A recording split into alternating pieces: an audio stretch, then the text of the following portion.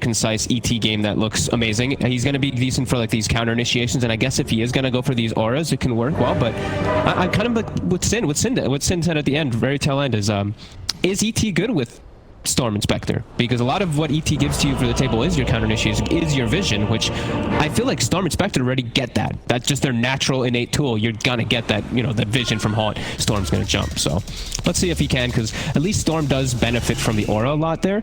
But we'll see if it is what works all together, because it's versus a really good draft. I think it's a pretty strong draft versus that ET.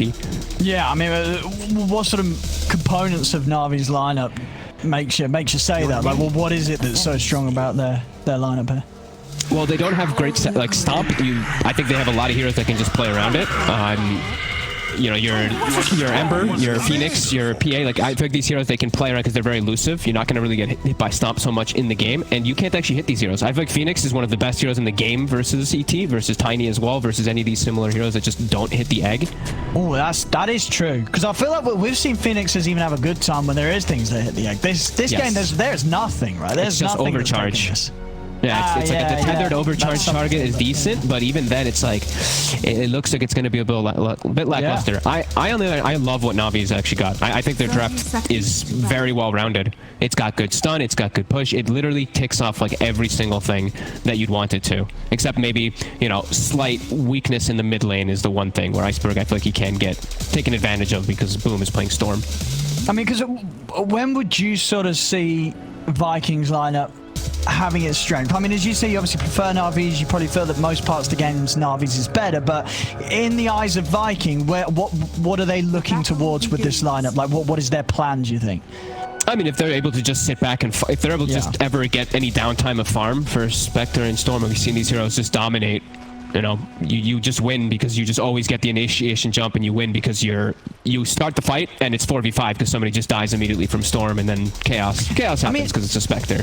Sure, but I feel like, I mean, I agree with you that there's the thing is Navi's going to have things against that, right? If this does get really late, even just sort of the two heroes in itself between the PA and the Beastmaster, right? You have a BKB piercing disable, and you have an incredible amount of physical damage to go through that BKB.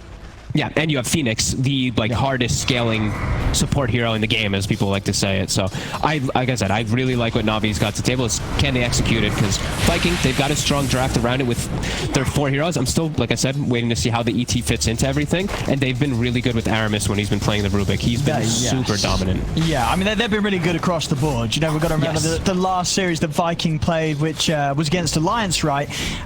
Both those games were very one-sided. Viking, they smashed Alliance 2-0 coming into this series. Yeah.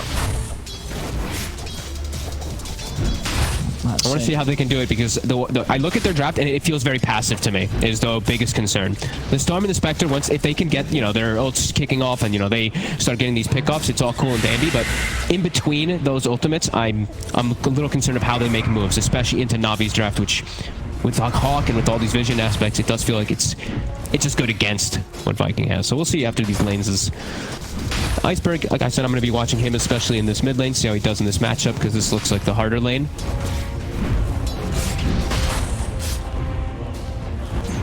Yeah, I mean, I guess in these side lanes, where would you consider the biggest kill potential be early on? I mean, can this top lane ET Rubik do much in terms of getting kills, or you think that's just not really going to happen against these heroes? They can definitely get kills, especially if Always Wanna Fly gets out of position, or VTune does. I want to see VTune get his passive at level 3, though. Yeah. I think I've seen this actually a lot of times versus ET lanes, is you get this, and then the ET harassment or any of these physical right-clicking cores, you just can't hit him back. You never win the trade.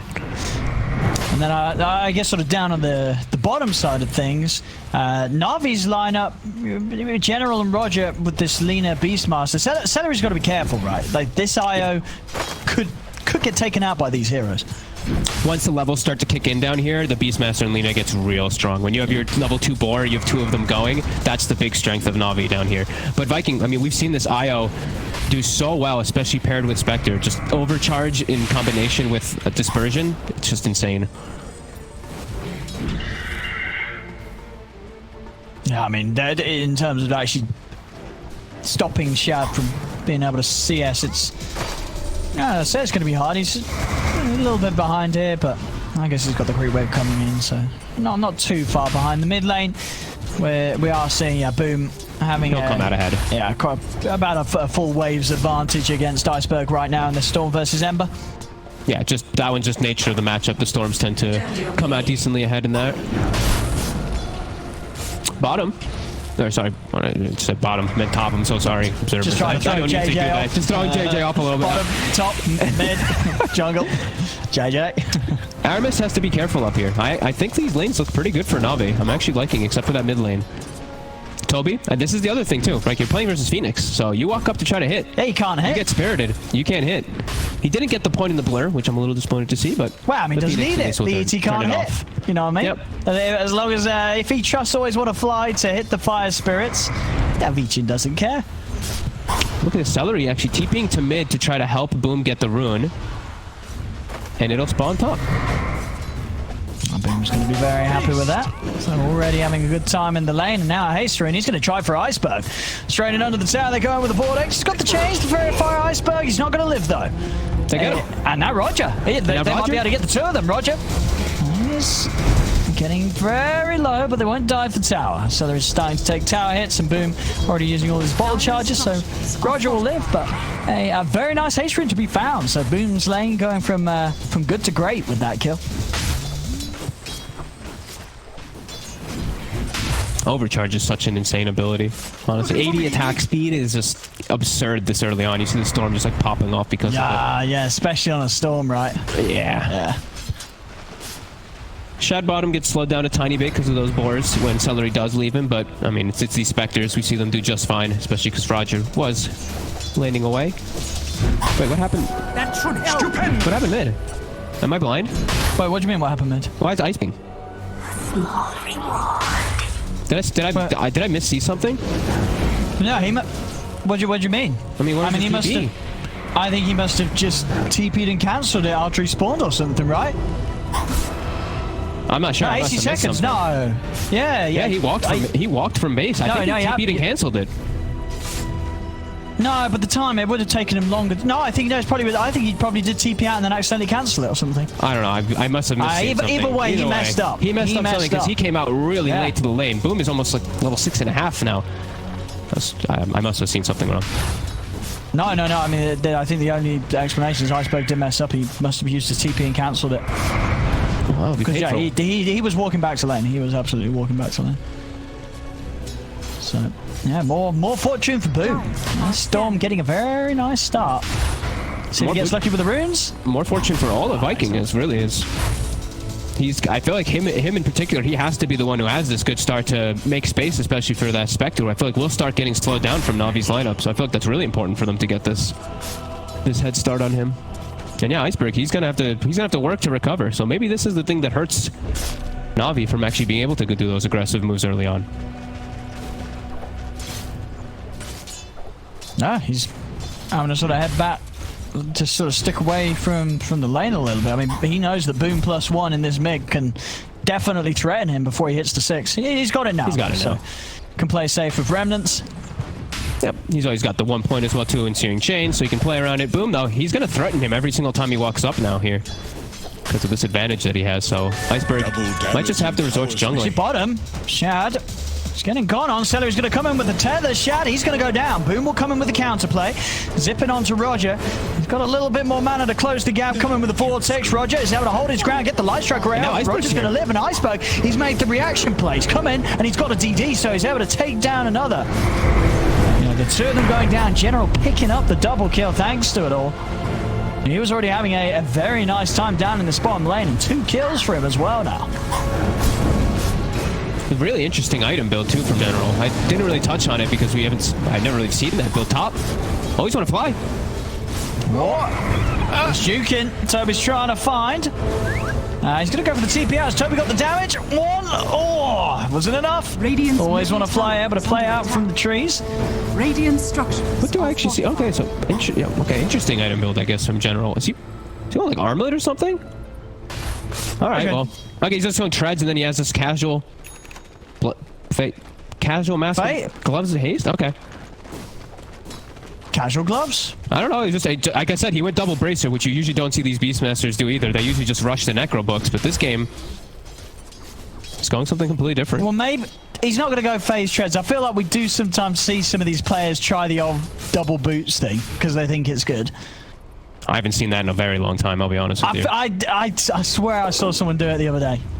Really? Maybe not the other day, maybe like the other month. Maybe the other year. Other year, maybe. Yeah. I don't think he'll go, whatever. I remember the days of... I remember back on the old Navi, wasn't it? Do you remember when Crystallized? Was it Crystallized? He did like the triple treads on Terrorblade. Or maybe it wasn't triple, maybe it was only double. Good God, that sounds so bad. Maybe it was like a bugged phase of... No, I remember it specifically. It was a tournament... I remember we were in Russia, and I can't remember what the tournament was, but yeah, he went like... It was at least double treads. Maybe it wasn't triple treads. But it was at least double treads in Terrorblade. So I'm seeing...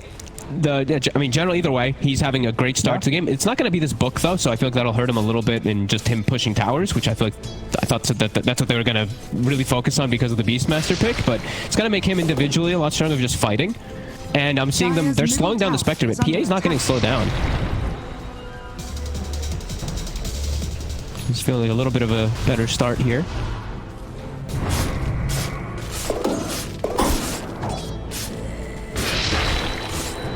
Let's see when it really all does start to kick off here. Yeah, I mean, as you said, though, what Viking are kind of cool with it not kicking off. Yep. I think they want to be playing more of this passive style. They can react to TPs always with the Storm, but I feel like Navi's going to start punching pretty hard. Their heroes are... I feel like they're really strong to start really pressing the issue forward. And Vikings, like we said, I feel like there's a lot more greedy. Like, this is really the window where Navi can start to take advantage. General is hanging around down bottom. He has the double mango, so they have the roar available. And Iceberg's going to start forcing the wave. So boom, he'll react toward top. He's going to go straight in with the zip. Catches a want to fly by the rune and takes him out, securing that bounty for himself. So boom, continuing to use this good start. Nice and aggressively on the side lanes, not letting any sort of kills be passed away. They gotta hit some towers though, because that's the thing about when you're playing versus Beastmaster. You leave your bottom lane, tower dies almost instantly. So they do get a good kill, but can they hit this tower and start to actually bring it down? It's gonna take them quite a while. They have the catapult wave at least, but... And they do have the overcharged Elder Titan here punching in. Okay. And he is going to just go for straight Aghanims this game. Okay. Structures are fortified. It changes your game. Like, just like Synderen says, it changes the game a lot when you're playing with Aghanims for yourself. You're playing more about you're running in and hitting targets rather than playing on this defensive of counter-initiating.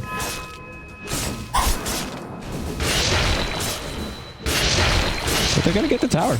And Navi not going to look to make any move. They're just going to look to farm and maximize out of it. Yeah, General's just continuing to keep a lot of pressure down. I think he's got the medallion coming out. Okay, and Roger will pull the lane back and farm a camp as well too, so keep himself relevant in the farm. We did see Roger the other day on the Lina, in particular, pop off. If you remember, he had an MKB late game as top. Toby. Straight with the CP out as soon as they jump in.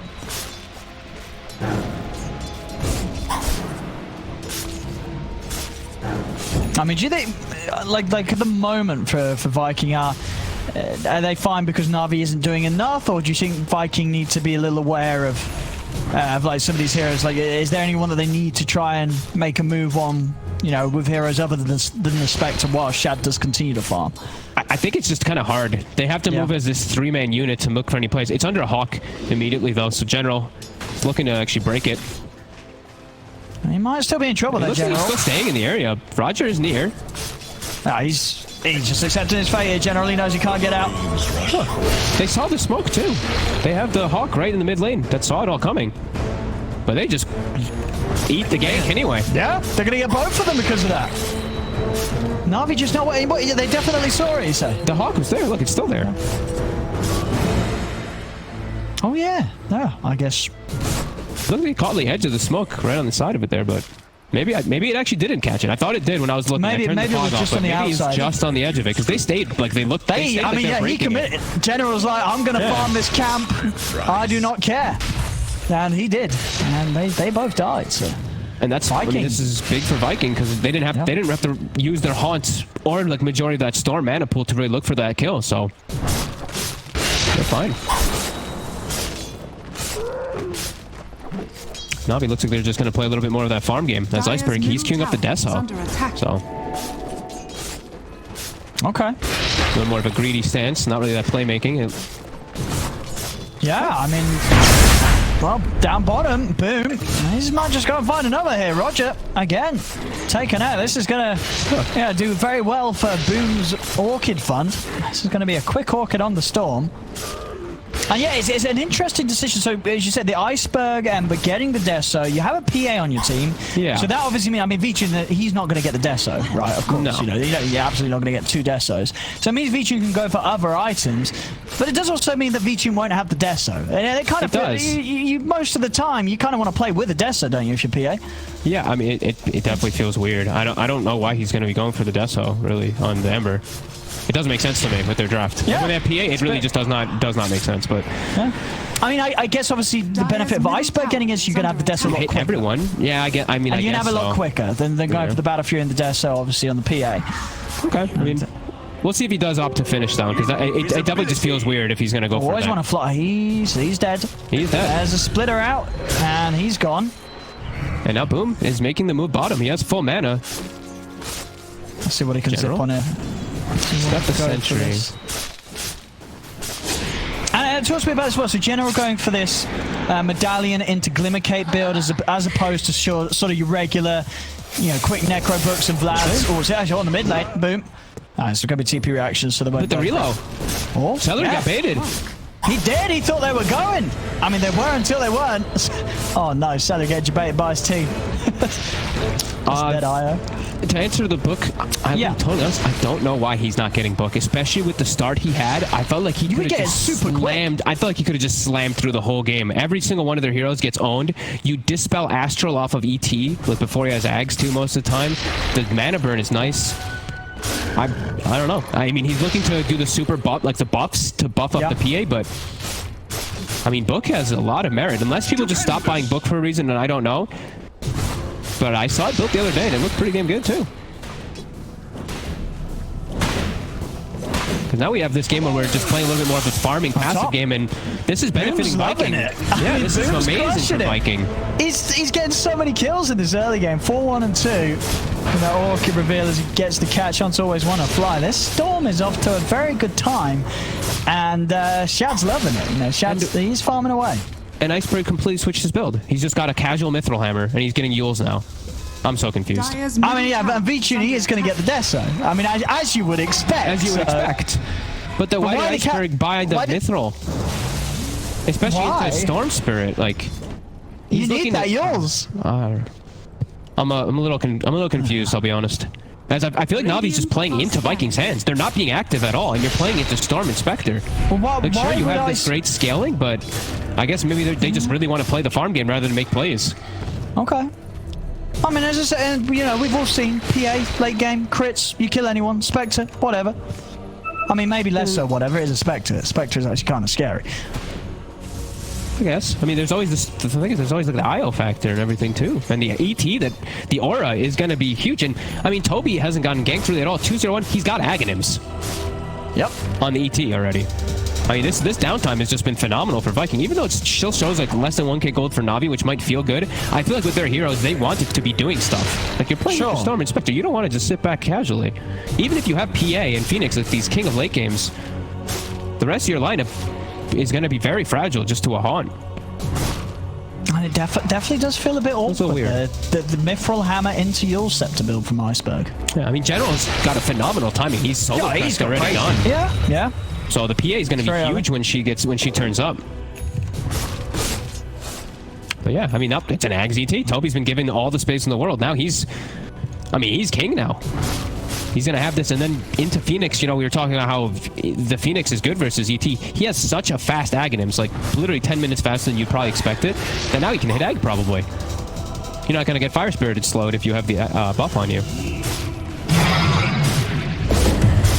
I mean, top, we're going to have the smoke. They're going to see if they can catch Shad. There we go.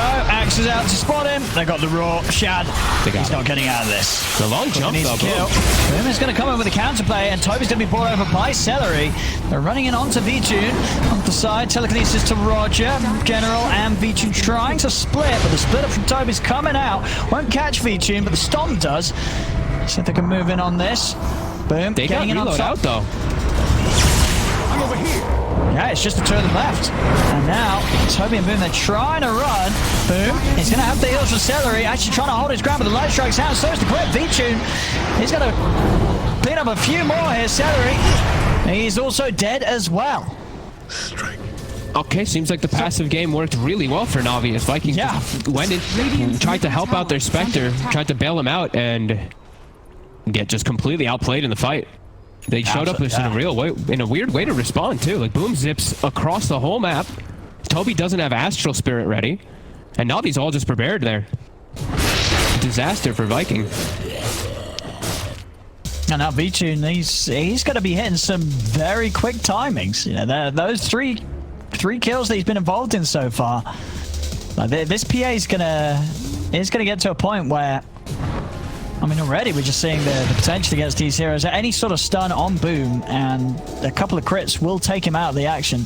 Yeah, I mean, it really does feel like, I guess the passive game for Navi is just, it works out like that. Yeah, it's paying off so far. I mean, levels are great as well after that. For V-Tune, he's level 15. Closest on Viking is level 12. So this PA 3 levels ahead of anyone in the game. Yeah, on Viking side. It's really huge because that was Vikings' time to show up and win the fight, right? I think that was Mech on IO, Ags ET. They had like some immense timing, but they got caught and reacted poorly. Now Navi, they have big lead here for V-Tune, level 16 and almost a BKB if he wants to show up to the next fight with a BKB, which is really good versus Viking. So V-Tune, let's see what he can find here. Easy D Ward to lift up onto Iceberg. They're going to try and go for this. They're going with the Hawk, looking to commit straight away onto Iceberg. He's able to get the Yules off and live. Supernova on the high ground. Shad, he's trying to take it down. Can he do so? He can. He's able to take down the egg in time.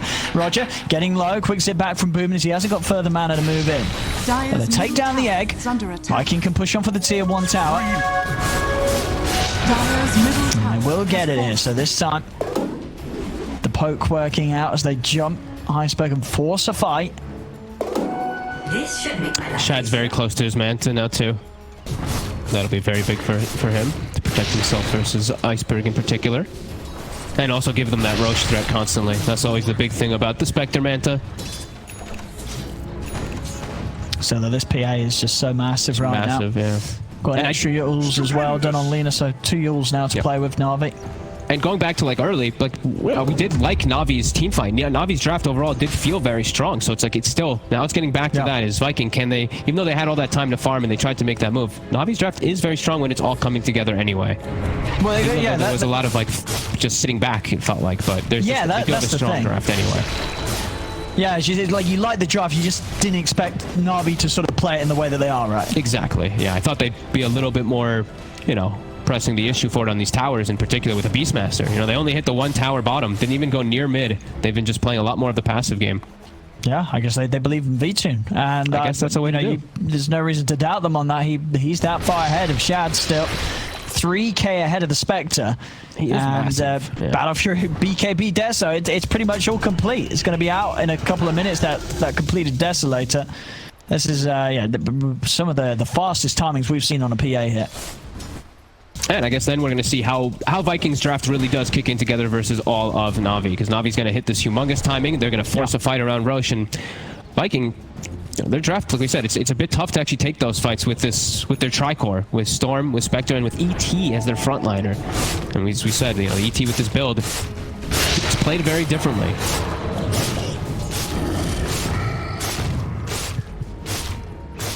Now I feel like for Navi, now it's fine to sit back and farm and finish this next item. When they have Deso, though, that's when you press again. This PA, honestly, we keep saying it, but honestly, he's so huge. Maybe he is so huge. Like 22 minutes, Battle Fury, BKB, Deso. That's pretty unheard of. And level 18, you know what I mean? And he's level 18. It could really be this like is insane. It could really be V2 like in the team or somebody in the team just being like, "Hey guys, we win this game if I just farm." So I mean, maybe that could just be it. That's what it looks like. Yeah, he is. Radiant are scanning. All right. Like he's gonna kill everybody. He's gonna kill everybody. They're gonna go for rush. Can they react? They have ET, one of the best heroes around the pit. They're doing it quick though with the solar. Look at this. They really are. It is just destroyed. They are gonna scout it out. Stomp to set things up. Iceberg's just in. Yeah, he's ready to go. He's just going to jump in on Aramis, committing with the BKB, starting to play around with the two supports. The Horn comes out. Chad's going to look to the backlines, jumps out of there. They get themselves on top of Always Wanna Fly, take out the Phoenix, but the Raw's there onto Aramis. Both him and Celery so low. The crits come in. V2's able to take him out. Buybacks come back from the two supports. Hot Viking jump over to the side. They're looking to take out Toby, but Toby's going to be saved by Celery. Comes in with the tether. Toby's going to be fine. V2, though, the crits. They just continue to fly through as the storm goes down. It's going to be a third buyback from Viking. They're throwing everything into this team fight. V2 with the remainder of his BKB. He's going to TP out. Give some respect to his. He did actually TP all the way back to the base, which has left the rest of Navi a little exposed. As now Always Wanna Fly goes down a second time. General's going to fall. I mean, I get it. He was scared of the buybacks from Viking, but he was still full HP, full mana, and he had a couple of seconds left on the BKB. Did he really need to TP all the way back to base? They're gonna get the rush out of it now, though, with those 3 buybacks. Well, V-Tune is gonna look at them, and that's it. But yeah, why this sort of the panic move there from V-Tune? Did he need to panic that hard? I guess he felt like. I mean, he was very cut off from his team, but he's got a blink strike so far back. He had BKB for like a few more seconds. He was first use incredibly long. It did feel just a little bit too. Too afraid. Yeah, I mean, he's super panicked. Something like the storm buyback full out spooked him. He immediately just disengaged, but that got his whole team killed. It absolutely did, and it lost them the rush. He TP'd back to base. We'll see it here again on the replay. I mean, all in all, this beginning looks phenomenal for Navi. They're fighting. 3 buybacks coming out from Viking. I mean, V-Tune's so strong. I don't know why he's that scared. He's that big right now in the PA. But yeah, deciding to vacate. And as you said, what was it? As soon as sort of the storm was back in, he just left. He just ditched. He was like, "See ya." His teammates, yeah, really. My job is done. I got a triple kill. And then he left them. Yeah, and now Viking's got the Aegis. On Storm of all heroes as well, of course. Oh, Shad, though. Oh, he's completely isolated. He's going to have some backup coming in. I can't save him in time. And that's Celery. Oh, he's going to... I don't know what he's going to do. He's going to watch and burn. So Navi, they still punch back hard. I mean, but yeah, V-Tune's still massive, you know. He is still massive. He's still huge. Maybe just a bit of mercy, that's what it was. He was like, hey, I'm going to win this game anyway, I don't care. Maybe. They also made some pretty, interesting, I guess you could say, some bad targeting inside of the fight, too. They have to be careful. Like, when his spirit's coming back in, they tried to jump him in the middle of that fight, and he had a 5-man spirit that got onto him. So he had all the plus armor and the BKB effect on him, plus a tether that came in, too, to heal him. So just some... And now he just needs to watch their target priorities, but yeah, up at 6k gold lead and now killing the Spectre, and boom! He just zipped into the whole squad! Staging a comeback! And do they have chains up for him afterwards? They're gonna have to try to cause chaos. V-Tune's around. He's gonna jump over towards Roger. Boom. He's gonna zip in aggressively to take out Always Wanna Fly. Also able to get the pullback onto General. V-Tune now going in over towards Boom, but Boom's able to dodge it out. Slide to the side. Shad stepping away. V-Tune committing with the BKB, despite the rest of his team dead. Now this time around, the BKB TP out makes a lot more sense. He's able to use that BKB to get back to safety. But another fight where Viking they're able to punch into Navi, and they're getting the kills. Great haunt from Shad. It just causes chaos in the fight, because otherwise Boom very likely to just get stunned out of the Aegis and die, so they just force the fight. Yeah, Viking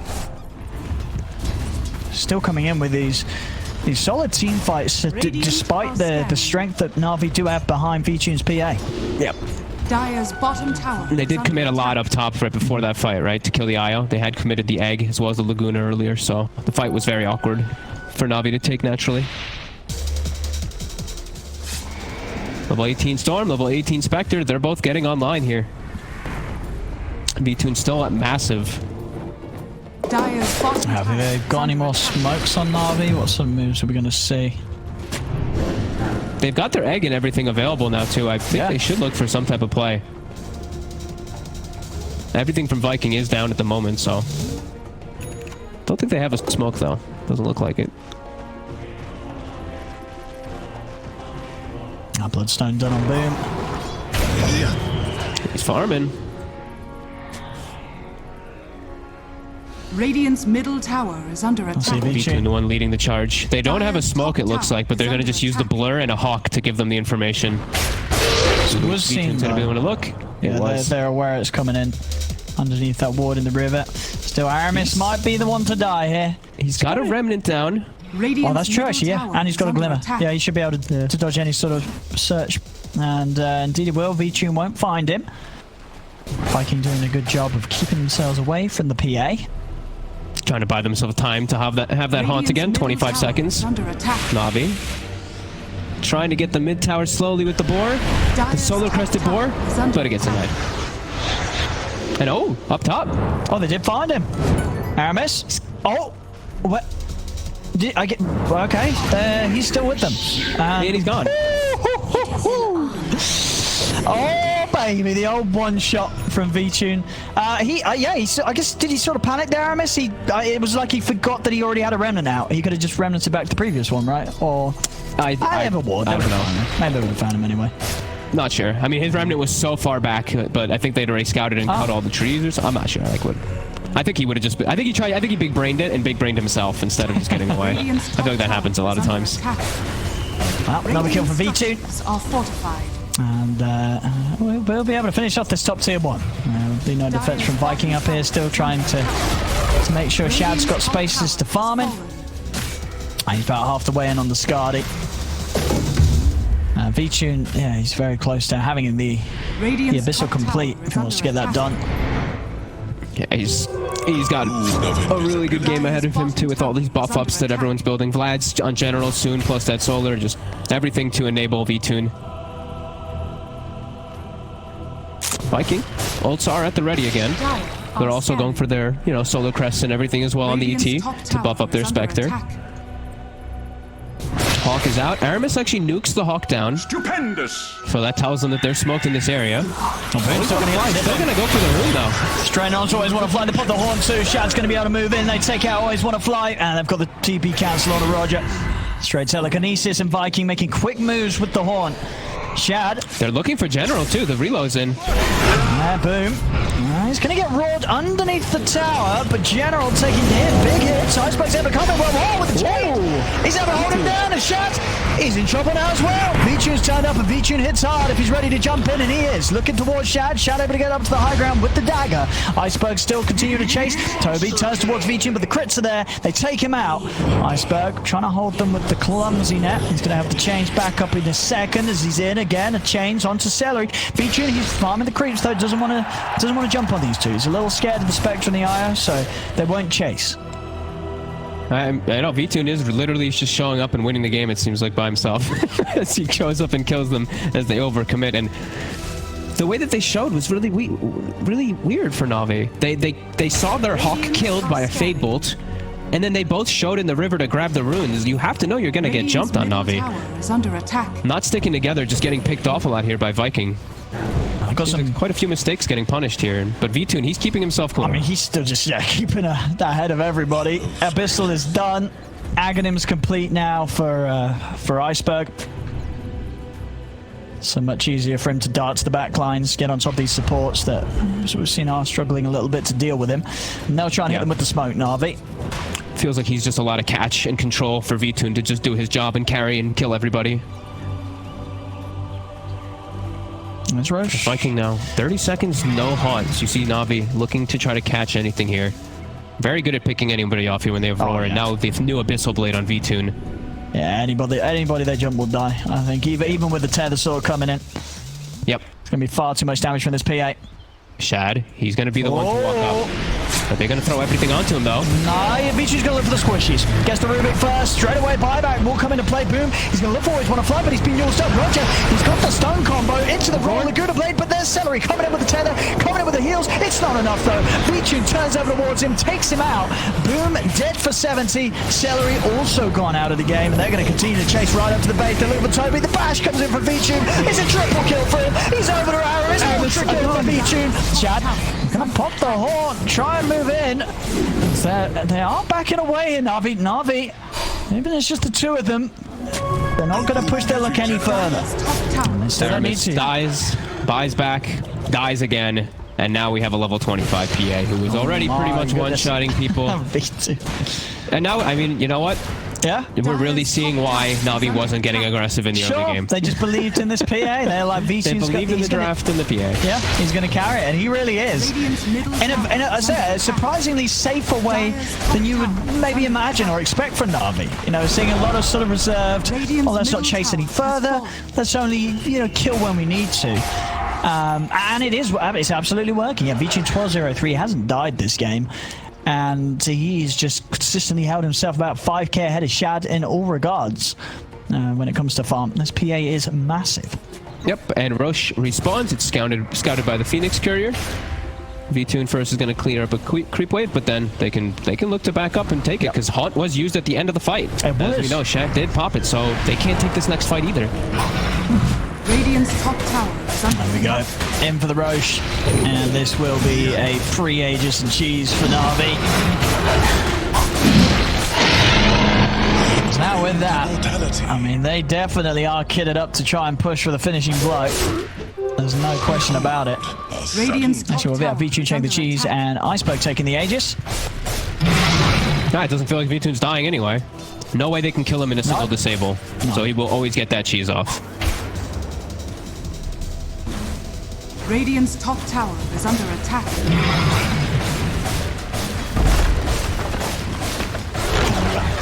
Radiant's top tower. Tier 2's down, Navi. Yeah, and I'm really not feeling the effectiveness of this ET as we talked about from early on. You know, Toby, he got this early Ags, but really doesn't feel like it's changed much of anything in the game.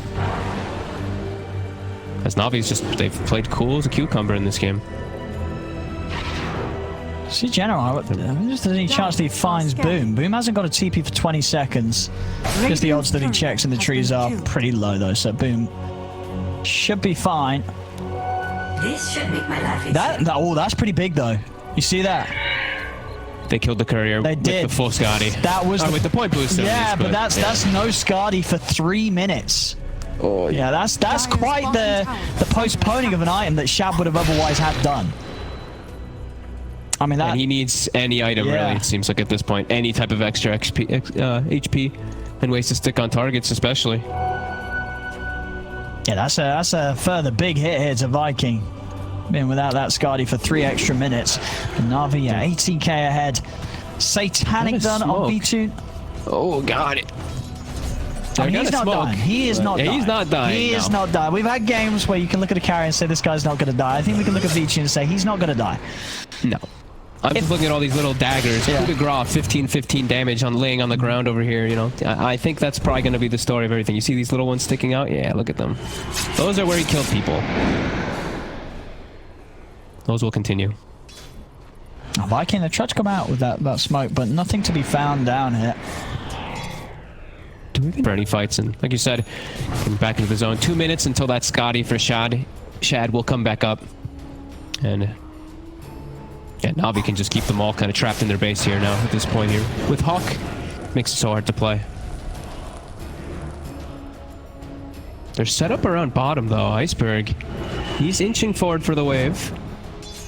Oh, the trap is set. They don't really want to jump for him though. I guess they expect that maybe, and he does have the Aegis, of course, so.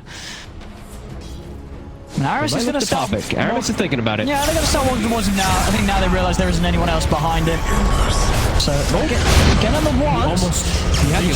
He's able to get out. Boom. He's going to be able to get away to the side there. Aramis saving him with the Glimmer. Okay, but the chains are in. And Boom won't make it out, despite Aramis's best attempts to save him with the Glimmer. Navi gets the storm for more. Iceberg. Looking for more revenge. They got what they came for. Oh, Celery. I'll get him as well. He's also there on the return. Some more kills for V-Tune. 13-0-4. And now down the bottom lane they go. 20k lead Navi. This one looking to be quite the tough game for Viking to turn, even though it's getting to the later stages and they do have Shad Spectre. I mean, Shad Spectre's not necessarily poor. It's just that he's a hell of a lot poorer than this PA. As V-Tune nearly 10k ahead of Shad. He just doesn't have a lot with him either on Shad. Like, the IO is going to tether to himself.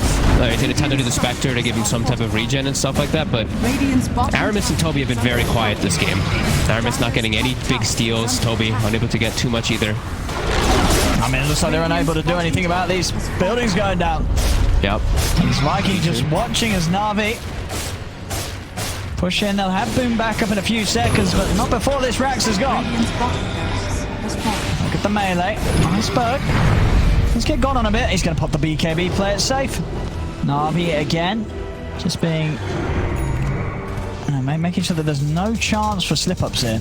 Yeah, be very cautious. I was going to say the same thing. I'm like, oh, he probably could have pressed forward there, but with BKB down on Iceberg, I guess he's playing a little more careful. And the sensibilities have worked so far for Navi this game. Yep. They're just keeping both carries safe, not trying to push it further than necessary. They've got neutral items to pick up now too. Yep. So they get the first, they get a ninja gear. Gotta pass that to General, so he can always be smoked up in fights. Goodbye. He's down for 80. We'll buy back straight away here. We'll see Shad. Who was he going for? Who was he trying to kill? I think he tried to kill Always Wanna Fly with his Basher and his Manta on the hut, but he just gets used. But now they just lost. Well, I mean, they might have. I mean, they probably lost anyway, considering how big V-Tune was, but just horning in to die like that. And now Aramis, he's trying to pull the creeps away. V-Tune's got Laguna. No, he's not going to get to use it. I mean, buys a little bit of a distraction, but yeah, that's a Spectre down for a minute. After, I mean, big zip from Boom. So we'll catch one of the creep waves. But didn't catch them all. So they are still have TP. We'll have to stay out here for about 20 seconds. Oh, that's... Yeah, I mean, that's 20 seconds too long. This He's going to get the bounties. And they're going to relocate to bring him back. Oh, okay. Alright, so they'll be able to get him back. I mean, honestly, that's not actually going to bring him back that much sooner than he would have been back anyway. No, not much. Oh, they actually glyphed the wave too, so he's not even cutting it entirely. And, no, they just dive it on Toby. They're going to get the tier 3, they're going to get the Parax. And he comes in. And Toby's going to get forced to the side there. I was saving. But V-Tune obviously able to easily jump straight back in with a Phantom Strike. Celery popping the Ghost here, but he's been changed. They zip out. Boom, trying to play around with him. Shad's going to be up in a second. But V-Tune just picking up the triple. Boom. In onto Always Wanna Fly. Shad stepping in, but he's going to get roared immediately. They do get the kill with the Light Strike, where it's down onto the two of them. They turn with the Laguna. Shad's trying to back off, but he's been used up. V-Tune's picked up the Ultra Kill. Turn over one Shad. GG's going to be called as V-Tune. He's looking for it, and he's going to get it. Rampage there for V-Tune, as he really does have the perfect PA game. 20-0-6.